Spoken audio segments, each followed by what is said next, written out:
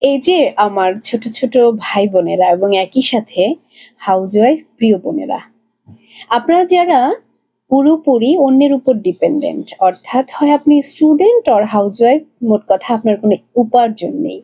যে কারণেই আপনি আপনার বাবা কিংবা ভাই বা বড় বোনের উপর ডিপেন্ডেন্ট। অফ কোর্স এই ঈদে আপনাদের একটা বাজেট রয়েছে এবং সেই বাজেটটা পুরোপুরি আসবে আপনার ওই মানুষগুলোর কাছ থেকে, অর্থাৎ বাবা, ভাই-বোন তাদের কাছ থেকে। আপনি স্টুডেন্ট, আপনি হাউসওয়াইফ, আপনার ইনকাম নেই, এটা অসুবিধা না। এবং আপনি তাদের কাছ থেকে ঈদ বাজেট নিয়ে শপিং করবেন, সেটাও অপরাধের না, এটাই স্বাভাবিক।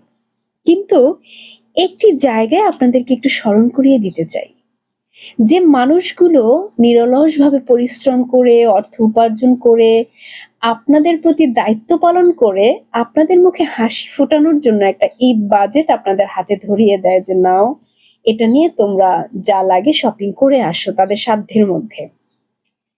এই যে মানুষটি, সেও তো একজন মানুষ। আমি বলতে চাই, আমরা কি খেয়াল রাখি ওই মানুষটির কিছু প্রয়োজন আছে কিনা? কারো একটি নতুন কাপড়, জুতা প্রয়োজন কিনা? নাকি পুরো বাজেটটা আমরা খরচ করে ফেলি? অনুরোধ করছি বাজেট একটু কমিয়ে এই মানুষগুলোর দিকে একটু খেয়াল রাখবো, কারণ ঈদ আনন্দ প্রয়োজন সবার জন্যই।